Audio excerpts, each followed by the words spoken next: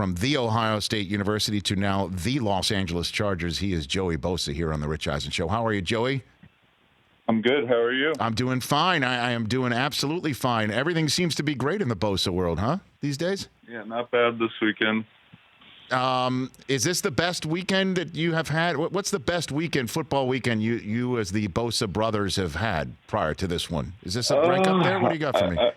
Yeah, I'd have to say that this one probably takes the cake here. Why is that? Statistically wise, speaking in that sense.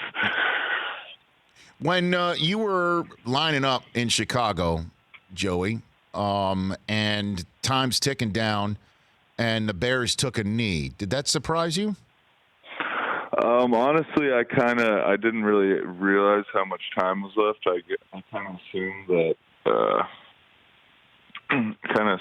it was, down to the last seconds because they were. I don't know. I was just so demoralized that they got down the field and were kicking a field goal that I wasn't really thinking about anything else other than the fact that I hope to God they miss and luck swings our way for once, and it did. So thank God for that. Now, I hear you. I mean, before we get to the whole demoralized sense, I guess then when you realized after the game the situation, I guess, in which Trubisky took a knee, did that surprise you? Yeah. I guess I didn't really understand the decision there. They could have ran a couple more plays, got a little closer. I don't know if that's a Trubisky decision or whoever made that decision, but I guess they probably could have attacked it a little differently. Well, I mean, and again, it's interesting that I would get a perspective from somebody on the other side of the line, and certainly somebody whose job it is to disrupt plays. That the coach, Matt Nagy, said, and this has been a part of the conversation in Chicago since, is that everybody knew that they were going to run, and that would lead to a loss of yardage that he didn't want to risk. Did you, I guess, when you lined up, were you preparing for a run in that situation? Oh, yeah, definitely preparing for a run. Probably that for them just to pound it, get a few yards closer, and have a little better shot at making it. But I guess that logic makes sense. Well, and then when you say that you were kind of demoralized over the fact that the Chargers had gotten as far into your territory as they did was that just the general situation of the game, or was that just compounded by what was happening to your team in the previous weeks leading up to that? It was just tough because, I felt like we kind of put the nail in the coffin with the sack, and then our offense got backed up, and then they had to punt, and I had a feeling that the game was sealed, and it was in our hands, and all we had to do was stop them, and they were driving down the field, and it was tough. I kind of just in my mind hoped and thought that the game was over at that point, and it was tough. And obviously with the addition of weeks prior and the things that have been happening, it's also tough. But again, you got the W, you got the win, and now here you've got it. Yes, and you got the chance to come home, and you've got the Packers and Aaron Rodgers. What challenge does he present to you, Joey? I think everybody knows the challenge he presents. His arm strength, the kind of throws he made last week, and he's been doing his whole career. It's tough. It's tough to defend against. You obviously know that a guy like that's going to make plays here and there. You just got to try to limit it. They have a good O-line. I haven't really watched much. I'm going to start watching today. Do you talk? Do you talk to somebody like him, Joey? Do you? If you do get him on the ground, do you say something to him? Is that something you do? To Rodgers? Yes. I don't know. Maybe a little something. I'm usually not saying much to the QBs, but I think Rodgers deserves a little bit of respect. Did you say something? He's earned it at least. Yeah. Okay. Yeah. So no championship belt if you put him down on the ground. Nothing like that. Yeah. Maybe depends on the scenario. I want to feel comfortable that we're going to pull away with the win. If I'm going to be, I don't want to get in his head and have him any more motivated to try to beat us. Because as you know, Joey, your brother has set the sack celebration bar very high. I think he's the clubhouse leader in that when he planted the flag on Baker Mayfield. Yeah, that was awesome. I'm wondering, did he talk about this with you in preparation? I mean, was this? No, I was a little confused at first what he was going for, but he said that he talked to a friend of ours, Tommy, about it before, and it was his idea. And then he literally planted a flag after the game on the turf. Yeah. In San Francisco. Yeah, you gotta. I don't really like these flag plants that aren't actually getting into the ground. Doesn't do it for me. They don't get in there. I mean, it doesn't. Yeah. But I think you got to get a metal spike or something. Yeah, digging some dirt. But I think the idea was, it got home and it delighted. Yeah, it definitely got home. If the internet has anything to say about it, I know it delighted the entire Buckeye Nation. I'm wondering, when you saw that, what did you call your brother up? Walk me through that process after that. Well, I was watching, so I didn't call him right away, but we talk pretty regularly.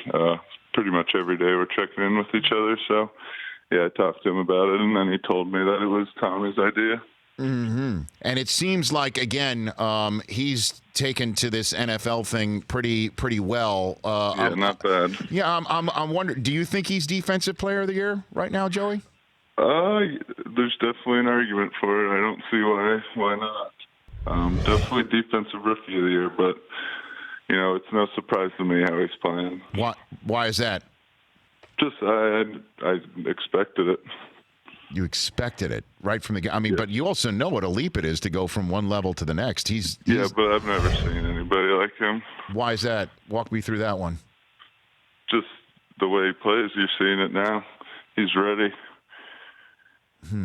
Okay, Joey Bosa here on the Rich Eisen Show. Tell me about the Chargers annual trick-or-treat trail for pediatric cancer patients that's going down this week here in Southern California. I did it last year. I dressed up as Bobby Boucher. I have to round up a costume for tonight, but what do you got? It's nice. You get I'm not sure what I'm going to be wearing tonight, but it's nice. You get a bunch of kids around the facility. Last year we did some decorating, some cookies and stuff. It's just good to put a smile on their face. And, okay. Have them have a night of distraction. Okay, and you're going there and just hanging out with the kids and celebrating Halloween. We're seeing video of you with the Bobby Boucher number 9 on right now from last year. I've got an idea for you, Joey. Why don't you go as Jim Harbaugh? Okay, that's a good one. What do you think? Wear a big L on my head? No, you're one letter off. You're one letter off, Joey. I don't know.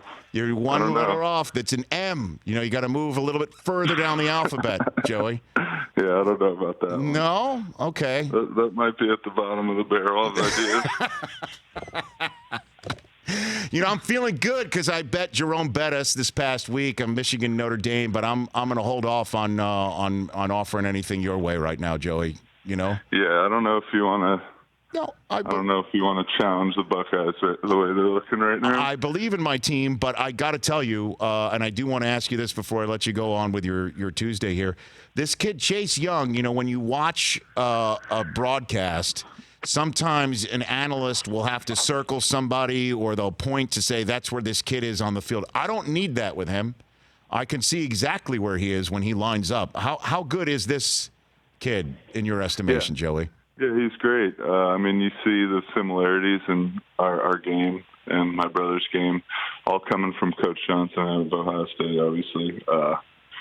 He's a mastermind. He's unbelievable how he understands pass rushing and how he's learned it over the years. It's once he gets an athletic body that can, move the way Chase and other guys can, he could really mold it into whatever he wants. So, yeah, it's really impressive to see what Chase is doing. 4 sacks the other day. It's awesome. So what are they doing? Blocking him with the tight end, no chip. They're crazy.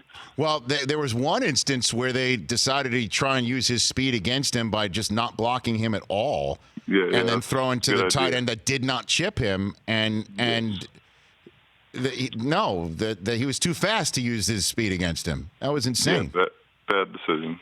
See, Joey, I'm using all my professionalism right now to talk about somebody who's worthy of the conversation, especially after you You say that there should be an L on the hat of Jim Harbaugh, Joey. I mean, that is just. I know. I'm sorry. you forced it out of me. No, it's all good. It's all good. Hey, have a great. You know the rivalry. I do know it, and I just wonder why can't the Ohio State fans say the name of the school? I mean, and not even type out the M. I mean, that's just weak. I say it. You could find plenty of instances where I say it, but not on this interview, at least. I was about to say, I haven't heard you say the word Michigan not this once. One. Okay. Just because you've mentioned it, I'm not going to say it. All right. Joey, thanks for the call, man. Appreciate it. Thanks for having me. You got to keep balling out and enjoy the making these kids' nights. It's pretty neat. Right. That's what you and your teammates do. Will do. Thanks a lot. You got it. That's Joey Bosa, Chargers defensive end.